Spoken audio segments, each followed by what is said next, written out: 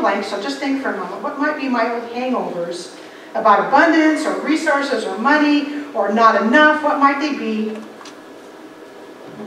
Okay, I see. And then am I willing to drop some of those? Am I willing to let some of those go? If you are, maybe you go like this. Take your hands and go. And shake it off. Come on. Come on, Anna, especially you. Shake it off. Anna and I were having a conversation about physical stuff, so that's why. Not because she needs to do it more than anybody else, because of our conversation. All right, we shake it off. It's a feel-good thing. It helps. All right. Now let me, in the same idea of mindset, ask yourself these questions.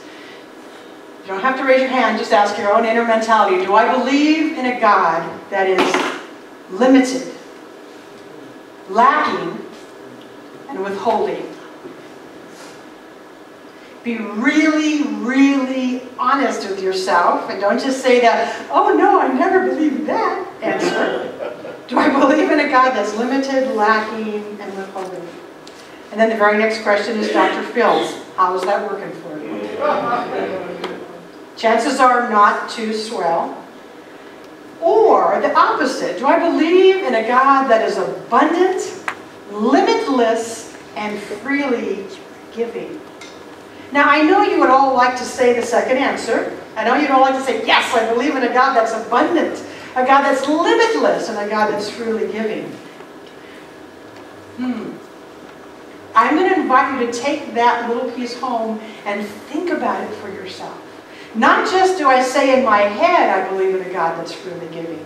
I believe in a God that's abundant. I believe in a God that's limitless. Not just in my head, but am I experiencing that truth in my own personal life?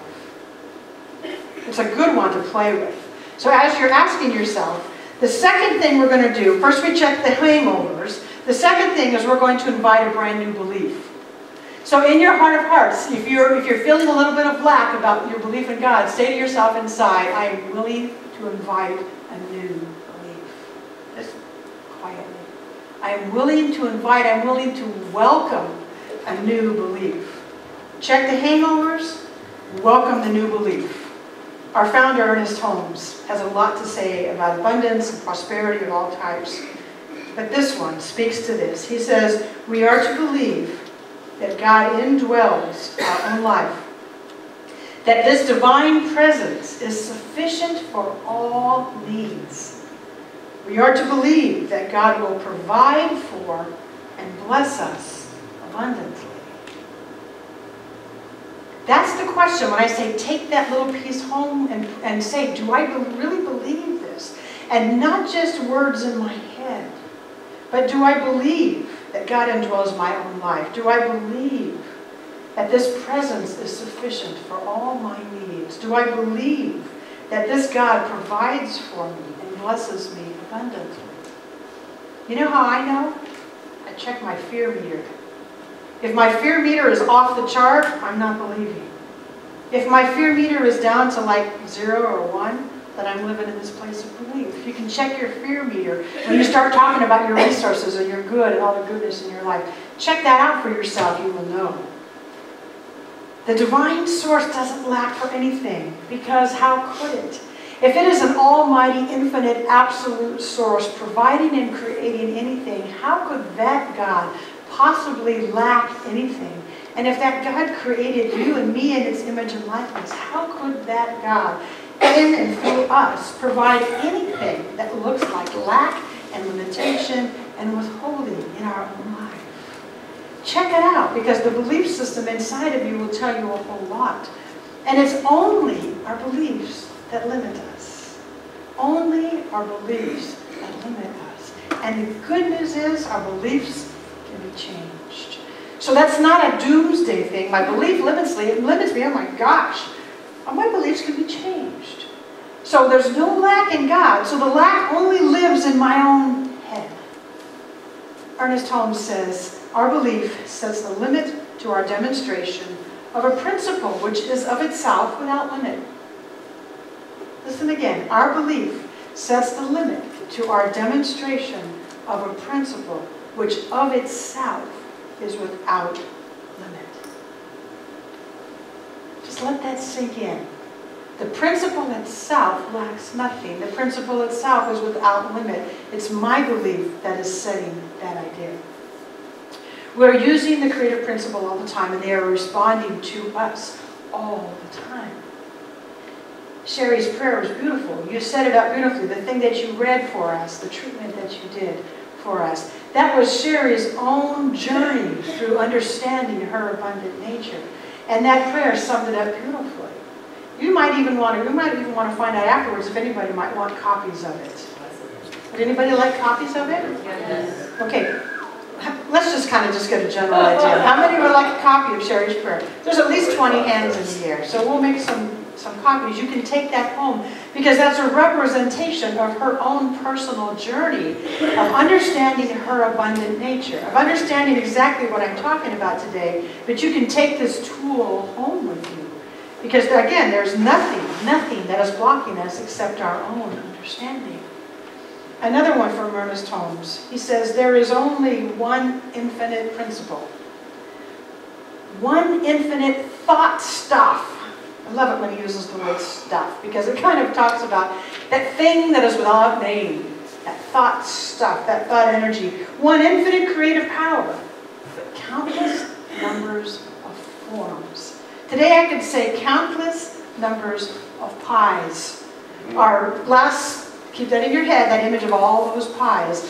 One principle that makes all those pies, one thought stuff, one creative power, but countless numbers of forms, which change as the specific idea behind them changes. The specific idea behind them is where? It's in all of us. It's in our own thought. So as we change our belief about the last piece of pie, oh my gosh, I have no more, or the infinite amount of pies. As we change our mind about that, it begins to change in our life. It can't be any other way. Remember, I keep saying this year, if we want something to be so, we must affirm that it is so. Now. Right now. Not that it's going to be, but it is right now already so. So the first expansive circle was the mindset, and I asked you to check your hangovers, check what might be hanging out, and then I asked you to be willing to invite in a new belief, knowing that it's your belief that is going to start to make the changes in your life. Now we expand the circle a little bit wider, and we go to practice. The idea of practicing this is now we're putting it into action, we're moving our feet, we're not just talking about it. The way that we practice is keep it in circulation. Sometimes I like to say giving and receiving. We're giving, we're receiving, we're giving, we're receiving. We circulate our good. It means we must always be giving of what is ours, and everybody has something to give. So if your mind just said, I don't, that's not true. Everybody has something to give. We must also stay open to receive. Unless you prefer stagnation. You prefer stagnation? No. Stagnation doesn't feel good. You know, we want to keep moving forward, so we need to keep it in circulation. That means our money, that means our love, that means our resources, that means our time, whatever. Keeping that moving. Giving starts the flow. Receiving is equally important. They're not two separate things. They go together, but we practice keeping it in circulation. I want to tell you my personal story about this just recently. I have lots of personal stories going way back, because like Sherry's prayer, I was on that journey. This is a little reminder that I just had recently. 2 weeks ago, I had a board retreat and a meeting with my wonderful board. And during the meeting, we were looking at the fact that my contract here has a retirement piece in it. And we were way behind on the money owed to me in my retirement account, like $3,000 and some dollars. I don't usually worry about it because I believe God is my source. And yet, I was reminded through this conversation that first of all, I'm the one who decides what bills get paid every week.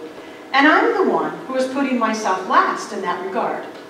I was taking my retirement account and saying, well, I'm not retiring anytime soon, so we'll put that on the back burner. We need to pay the light bill instead. We need to pay our musicians instead.